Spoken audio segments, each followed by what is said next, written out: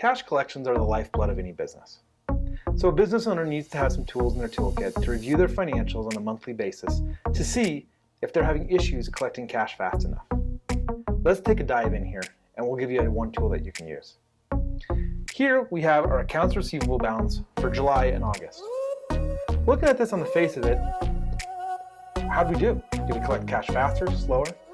We don't really know. I mean, it looks like potentially in August our AR balance went up. That could be an issue, could not be. So how can we evaluate this? Well, one thing we can do is we can compare our AR to sales. So if we put our sales number in here for each month, all of a sudden now we get a little bit better picture. We're going to break our sales down by sales per day.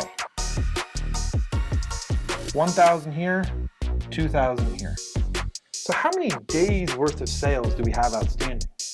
Well, in July we have 30, and I'm just dividing the 30,000 by the daily sales. And in August we have 20. Okay, now we're getting somewhere. In July, on average, it took us 30 days to collect our invoices that we sent out. In August, it took us 20. So even though our balance went up in August, we're actually collecting faster, and that's great.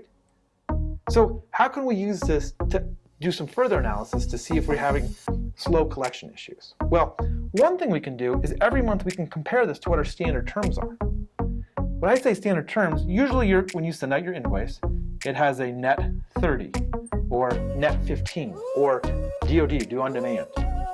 Now, if in this case, our AR standard collection terms were 30 days, net 30, it looks like both months we're doing pretty good. Here we're right at our standard, and here we're actually 10 days faster, meaning we're collecting AR faster than what our standard terms are. Now, what if instead of net 30, we were at net 15? In that case, we have an issue here, right? It's taking us on average twice as long to collect as our standard terms. And why does that matter? It's because this 30 days, what it really is representing is how many days we're having to finance our customers, right? We performed a service, we sold a product, and now they're paying us 30 days later. So we're having to finance that, right? We purchased a product to sell to them. We paid for the employees to service them. Whatever that may be, we paid for that. And now we're financing their purchases. So there's a real financing cost. Now, here's one thing you can do to get a quick one-time cash bump. Let's spend a month and really collect faster, right?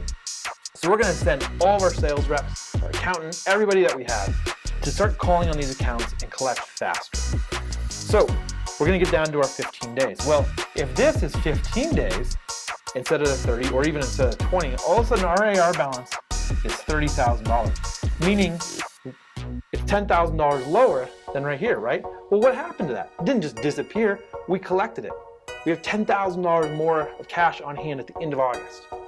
And that's less financing we had to do, right? We didn't have to finance payroll, we didn't have to finance inventory. There's an even bigger formula I like to call the cash gap. And that's when we look at AR days, which is this, AP days, which is how fast are we paying our vendors, and inventory days, which is how much inventory do we have on hand. And together, this is called cash gap. Below, I'm going to put a link to the blog article that I'm referencing that I think is an extremely important piece of analyzing your financials and taking strategy in terms of how do we play around with each of these to reduce our financing costs and increase our cash on hand. That link is right below. So, a couple last few tangible things that you can do with this before we go. One, look at our credit collection policies. There's another thing that we can do here, right? We can do 210 net 30, meaning we'll give you a 2% discount if you pay within 10 days. And there's times where this makes sense. And that's kind of where you need a CFO, a controller, a higher level accountant to kind of walk through to see if that makes sense. There's times it doesn't make sense too. So one, we can look at our collection policies. Two, whoever that person is in your office that's responsible for calling on delinquent accounts, if we see this happening where they're double our collection days, that's time to send them out and get collections going. So another tool for your tool belt, to sit down and analyze your financials at a high level and see what's going on throughout the business. I'm Matt Krieger with Krieger Analytics.